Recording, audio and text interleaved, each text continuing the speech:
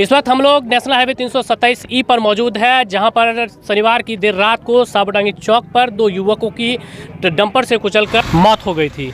हम आपको यहां पे इस वक्त ये नज़ारा दिखा रहे हैं भेलागुरी गांव के समीप। यहां पर दोनों शव को जो है पोस्टमार्टम के बाद सड़क पर रखा गया है और सड़क पर उतरकर जो है लोग आक्रोशित होकर बवाल काट रहे हैं। यहाँ के लोगों का सीधा सा मांग है कि जो सरकारी मदद है, जो अनुग्रह राशि है, वो तो मिलना ही मिलना है। लेकिन यहाँ पे इन लोगों का सीधा सा मांग है कि ग्रिल इंफ्रा की गाड़ी जिसने दोनों युवकों को कुचला है, उसका यहाँ पे आना बेहद आवश्यक है। और जब तक वो लोग नहीं आएंगे तब तक ये लोग जो है अपना जो आक्रोश है, अपना जो धरना है वो समाप्त नहीं करेंगे। हमारे साथ यहाँ पे गणमान्य लोग हैं, जिला परिषद प्रतिनिधि भी है, उसके अलावा जो है यहाँ के प्रत्यक्षदर्शी लोग भी हैं जिन्होंने रात को ये घटना को देखा था और गाड़ी का पीछा करते हुए उसके खदान तक जा पहुँचे थे। बताइए। हाँ सुनिए, कल जो पहले हमारे गार्जियन है, बोलिए ना। कल जो साबुडांगी में जो घटना हुआ सर, हम लोग 1:30 बजे रात तक धरना प्रदर्शन में रहे। उसके बाद जो है हमारे लल्लू मुखिया जी आए, वो कौन मुंशी ना ठेकेदार से बात किया, वो बोला कि ठीक है बाबू, अभी यहाँ से जाम हटा दीजिए, बहुत लंबा जाम लग गया है। सुबह 10 बजे हम लोग बैठते हैं। हमारे मुखिया रसमुद्दीन साहब भी थे, हमारे गार्जियन सब, जिला परिषद अब्दुल गनी साहब भी थे। तो इस तरह का बात रात में हुआ। हम लोग 2 बजे रात वहाँ से चले आए घर। उसके बाद अभी मुखिया जी आ रहा है, ना कोई ठेकेदार का आ रहा है, कोई नहीं आ रहा है अभी तो। हम लोग इसलिए लोड लेके बैठे हैं, बैठे हुए हैं सुबह 10 बजे से बैठे हैं। 10 बजे का टाइम दिया गया था हम लोगों को कि 10 बजे आएंगे हम लोग और यहाँ पर आप लोगों का जो भी होगा फैसला समाज के बीच बैठ के हो जाएगा। कौन समय दिया था? लल्लू मुखिया बात किए थे ठेकेदार से, जो रेलवे और हाईवे का जो डंपर चल रहा है ना, उन लोगों से। अच्छा, क्या क्या मांगे हैं मुख्य आप लोगों का? देखिए, मुख्य मांग तो ये है कि यहाँ जो आए दिन मैंने बालू खनन हो रहा है, जिससे लोग मैंने बहुत परेशान में है। और रोड में ना ट्रैफिक है ना कुछ है, जो ओवरलोड ट्रक जा रहा है, ना यहाँ प्रशासन कुछ देखता है। और ना मेची नदी में जो खनन हो रहा है, इतना मैंने 10-10 फीट मैंने बालू खुदाई हो रहा है। पर बाद में बात करेंगे। आप अभी जो है जो घटना हुआ, अभी फिलहाल देखिए खनन पर तो बात नहीं करेंगे। हर चीज़ का एक कैपेसिटी होता है। एक तरफ जैसे रोड के किनारे में ट्रक बनने लगा हो रहा था और दूसरे साइड से काम हो रहा है, तो ऑटोमेटिकली रोड मतलब जगह कम हो रहा है, तो उस हिसाब से होना चाहिए। और जो मैंने ट्रक बाहर हम लोगों को जो रोड ठेकेदार और रेलवे दोनों ही डंपर से ही कुचला गया है और जानबूझकर कुचला गया है। वहाँ से जानकारी मिली है कि पहले ठोकर लगा, लोग दोनों आदमी वहाँ गिरे। जब लोग चारों तरफ से आने लगा तो डबल उन लोगों पर कुचल करके निकल गया। हम लोगों को मांग है कि इनके परिवार के लिए कंपनी इन लोगों को मदद करे। और ये जो है ओवरलोड जो गाड़ी चल रही है, इससे धूल मिट्टी उड़ रहे हैं, इसका रोकथाम हो।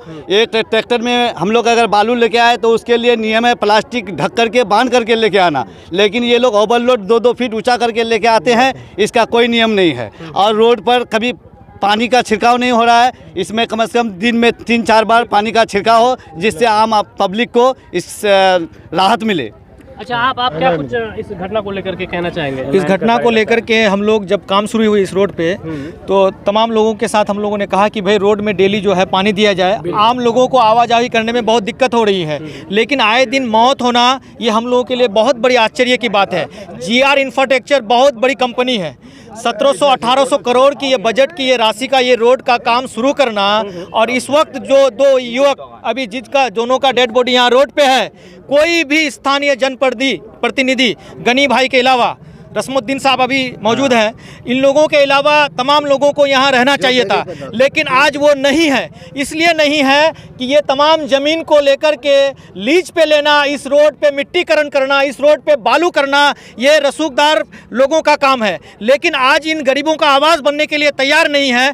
मेरा मांग है यहाँ के किशनगंज के DM से कि इन दोनों युवक के परिवार को सरकारी नौकरी दिया जाए, और GR इंफ्रास्ट्रक्चर कंपनी के तरफ से कोई भी एक आदमी रात से लेकर अब तक नहीं आया है। हम लोग वकील पकड़ के किसी के सामने काम करने वाले नहीं हैं। GR इंफ्रास्ट्रक्चर के आदमी या उनका DPM, उनका GM, उनका RM खुद आए स्वयं परिवार के सामने में और वो एक्सेप्ट करे कि हमारी डंपर के चपेट में इनकी मौत हुई है। उसके बाद हम लोग किसी के जरिए से बात करने वाले नहीं हैं। और प्रशासन से मेरा मांग है कि दोनों के परिवार को नौकरी दिया जाए और मुआवजा राशि इन दोनों को अभी दिया जाए। और DM साहब किशनगंज से मैं कहना चाहूँगा चाहूँगा बहुत ही विनम्रतापूर्वक कि आज सर आप आइए, मैं एसपी सर से कहना चाहूँगा कि आप लोग आइए, इस जाम को, यहाँ जो अभी जो डेड बॉडी रखा हुआ है इन लोगों को लेके सामने में यहाँ के उन परिवारों को, उन दुखियारी लोगों को आप मुआवजा की राशि अनाउंसमेंट कीजिए अभी का अभी, तभी उसके बाद हम लोग जाम तोड़ेंगे। आपकी तरफ से क्या कुछ पहल हुई है? देखिए, पहले हम लोग तो रात से जो घटना घटी, जो ही हम लोग को मालूम हुआ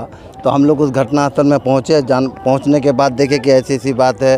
तो जो डंपर आए दिन कोई ना कोई डंपर आपको कहीं ना कहीं ये डंपर ही से ये घटना घटता है। तो हम लोग ये चाहेंगे कि जो भाई हर हाल में किसी भी तरफ से किसी भी रूप में कम से कम डंपर का जो स्पीड जो चल रहा है, ये जो लड़का जो कल दुर्घटना हुआ है, एक्सीडेंट हुआ है, ये जो है इसको मैंने एक्सीडेंट तो हुआ लेकिन एक्सीडेंट हुआ लेकिन एक्सीडेंट ये जानबूझ के हुआ, जबकि वो दोनों लड़का छिटक गया। क्या नाम है दोनों युवक का? देखिए कौन कौन है उसके परिवार में, कौन कौन है? देखिए सर, कल जो एक्सीडेंट हुआ डंपर के कुचलने से इन द स्पॉट दोनों बॉडी ख़त्म हो गई। उसके बाद हम लोग 1-2 बजे तक वहाँ पर चक्का जाम किए थे, ट्रैफिक किए थे, लेकिन प्रशासन आए, लेकिन अभी तक हमको इंसाफ नहीं मिली। लल्लू मुखिया वो जिम्मेदार लिया था कि कल 10 बजे इंसाफ मिल जाएगी, जो बात होगी फाइनल हो जाएगी और जो मुआवजा देने की वादा की थी वो मिल जाएगा। लेकिन अभी तक दोनों बॉडी रास्ते पर यहाँ पर रखी हुई है। अभी तक हमारे कोई मुखिया जी ना कोई सरपंच कोई नहीं आया है। सिर्फ हमारे ये गनी भाई सिर्फ कल से जो है देखभाल कर रहे हैं।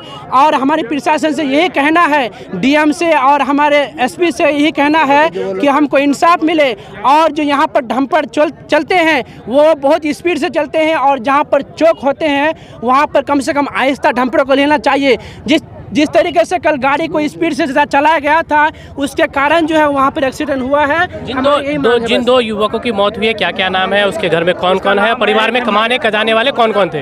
एक मुमताज है, खुद कमाते थे खुद खाते थे। उनके परिवार में 3 लड़की। फिर से बोलिए। जो मुमताज है, मुमताज, उनके परिवार में 3 बच्चे हैं। 3 लड़की हैं, 2 लड़का है। और लाल बहादुर के 1 लड़की हैं और एक जो उनकी बीबी पेट से है। हाँ, 3 लड़की है उनका। जो मुमताज है उसका 3 लड़की है, 2 लड़का है। और वो बिजली विभाग से, वो मतलब प्राइवेट हो या गवर्नमेंट हो जो भी हो उससे मालूम है, वो बिजली विभाग का उसका नौकरी है। ठीक है, वो कमाने वाले वही थे घर में। हाँ, मतलब नौकरी नहीं है, मतलब कमाने वाले वही एक ही है, एक ही व्यक्ति है। 3 लड़की 2 लड़का है, कमाने वाला एक ही है। उसका पिताजी भी अभी कुछ साल पहले अभी बीमारी से डेथ किया है। और उसके बाद उसका घर, अभी भी जो घर है उसका मौजूदा ज़मीन जो है उसका अभी भी वो लाल कार्ड ज़मीन में है, गवर्नमेंट का ज़मीन में, अपना खाता का ज़मीन भी नहीं है, PW ज़मीन में है। उसके बाद इतना भी हैसियत नहीं है कोई 1 कट्ठा ज़मीन खरीद सके। हम सरकार दूसरा व्यक्ति भी सेम है, वैसा ही है। उनका भी ज़मीन एक दूसरे के ज़मीन में ऐसे ही बैठा हुआ है। अभी ये जो PW ज़मीन में उसका घर था, PW वालों ने तोड़ दिया। PW तोड़ दिया तो दूसरे से थोड़ा सा मतलब गुंजाइश करके मदद के सहारे में 1-2 साल का उनने रेंज में लिया है।